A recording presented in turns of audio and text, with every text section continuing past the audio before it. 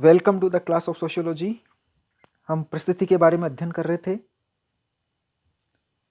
सामाजिक परिस्थिति क्या है, सामाजिक परिस्थिति का अर्थ एवं परिभाषा, सामाजिक परिस्थिति के प्रकार देख रहे थे हम।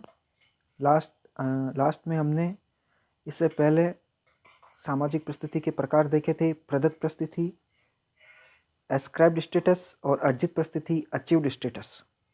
प्रदत्त परिस्थिति कैसे प्राप्त होती है, इसके क्या आधार हैं, अर्जित परिस्थिति क्या है, इसकी क्या विशेषताएं हैं, ये हमने देखी थी।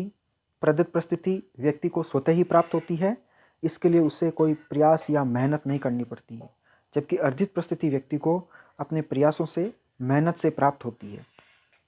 इसी में आगे आज हम देखेंगे प्रदत्त परिस्थिति के क्या आधार हैं और अर्जित परिस्थिति के क्या आधार हैं। प्रदत्त परिस्थिति के 5 आधार बताए गए हैं। पहला है लिंग, दूसरा है आयु, तीसरी है नातेदारी, चौथा है जन्म और पांचवा है परिवार की समस्याएं। पहला है लिंग या सेक्स। लिंग के आधार पर परिस्थिति और भूमिका में अंतर प्राचीन काल से ही चला आ रहा है, यानी लिंग किसी व्यक्ति की परिस्थिति का निर्धारण करता है और उनमें अंतर शुरू से ही चला आ रहा है। इसका हम एग्जाम्पल देखते हैं पुरुष और स्त्री। प्राणीशास्त्र दृष्टि से भी पुरुष और स्त्रियों में भिन्नता को समझा जा सकता है। व्यवहारिक दृष्टि से भी हम देखते हैं कि स्त्रियों को पुरुषों की तुलना में थोड़ी परिस्थिति निम्न मिलती है, पुरुषों को उच्च परिस्थिति दी जाती है। यानी कि लिंग के आधार पर व्यक्ति को जो प्रदत्त परिस्थिति प्राप्त होती है उसमें भिन्नता होती है। धार्मिक आधार पर भी स्त्रियों को पुरुषों से कम महत्वपूर्ण माना जाता है, यानी पुरुष और स्त्री की जो परिस्थिति प्राप्त है उसमें पुरुष और स्त्री दोनों को अलग अलग मान्यताओं के आधार पर अलग अलग स्थान दिया गया है, अलग अलग इनका महत्व बताया गया है। हिंदू समाज में भी या अन्य समाज में भी यदि हम देखें तो देखेंगे कि स्त्रियों को पुरुषों के मुकाबले कम या निम्न परिस्थिति दी गई है। यानी कहने का तात्पर्य यह है कि यौन भेद के आधार पर स्त्रियों और पुरुषों में पाए जाने वाला श्रम विभाजन भी उनकी निम्न परिस्थिति का सूचक है। दूसरा है आयु, एज।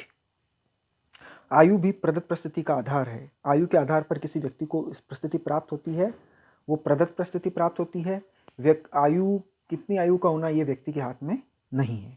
आयु के आधार पर निश्चित परिस्थिति प्रदान नहीं की जा सकती, लेकिन परिवार में आयु के आधार पर व्यक्ति एक विशेष परिस्थिति प्राप्त करता है। उस निर्धारित परिस्थिति के अनुसार उसकी भूमिका की अपेक्षा उससे की जाती है।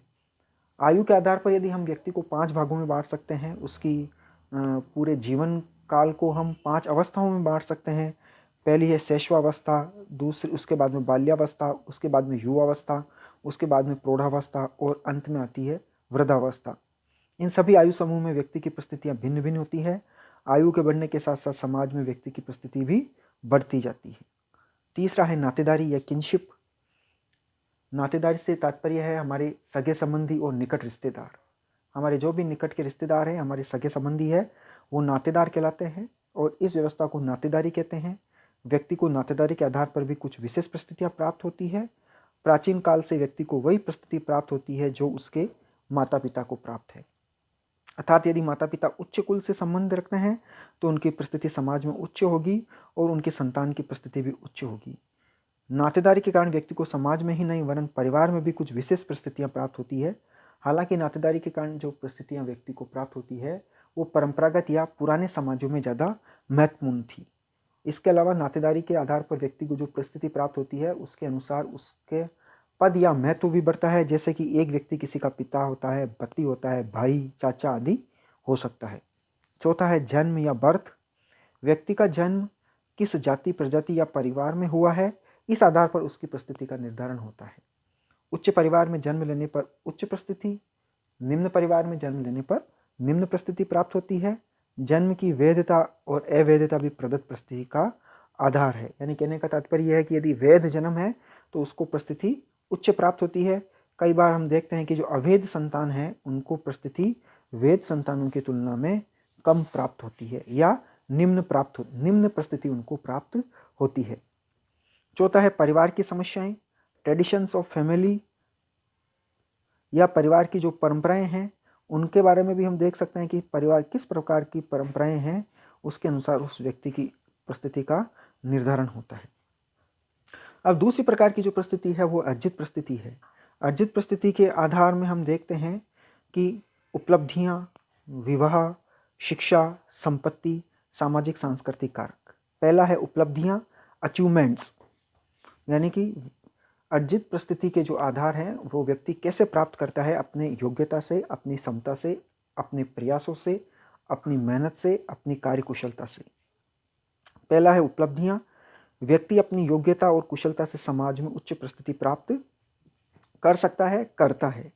इस प्रकार की परिस्थिति को व्यक्ति अपनी कड़ी मेहनत, प्रयास और लगन से प्राप्त करता है।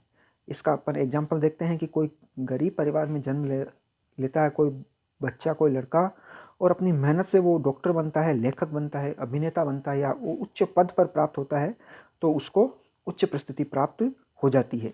अपने निरंतर प्रयत्न, व्यक्तिगत रुचि और योग्यता के द्वारा ही इन परिस्थितियों को अर्जित करता है। दूसरा है विवाह या मैरिज। विवाह करने के पश्चात व्यक्ति पति पत्नी, माता पिता, जवाई, भाभी, बहू आदि परिस्थितियाँ प्राप्त करता है, और ये सब परिस्थितियाँ विवाह के कारण उसको प्राप्त होती है, इसलिए इनको अर्जित परिस्थितियाँ कहते हैं। तीसरा है शिक्षा, एजुकेशन। शिक्षा भी अर्जित परिस्थिति का एक प्रमुख आधार है। अशिक्षित व कम पढ़े लिखे लोगों की अपेक्षा शिक्षित और अधिक पढ़े लिखे लोगों को सामाजिक परिस्थिति उच्च प्राप्त होती है।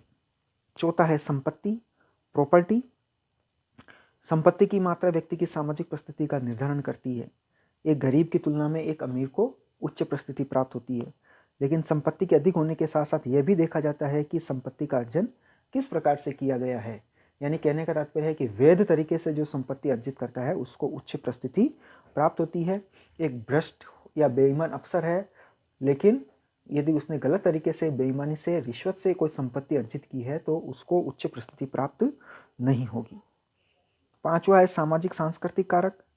प्रत्येक समाज में भिन्न भिन्न कारकों को महत्व दिया जाता है। किसी समाज में धन को दिया जाता है, किसी समाज में वीरता को महत्व दिया जाता है, किसी समाज में राजनीतिक सत्ता को महत्व दिया जाता है। इस प्रकार वहाँ उस समाज में सामाजिक सांस्कृतिक कारक क्या महत्वपूर्ण भूमिका अदा करते हैं, यह उस समाज की संस्कृति पर निर्भर करता है। अर्थात जिस समाज में जिस कारक को अधिक महत्व दिया जाता है वही कारक अर्जित परिस्थिति के निर्धारण में प्रमुख भूमिका निभाता है। इस प्रकार स्पष्ट है कि सभी समाजों में व्यक्तियों की अर्जित और प्रदत्त परिस्थितियों के निर्धारण में अनेक कारकों का योगदान होता है।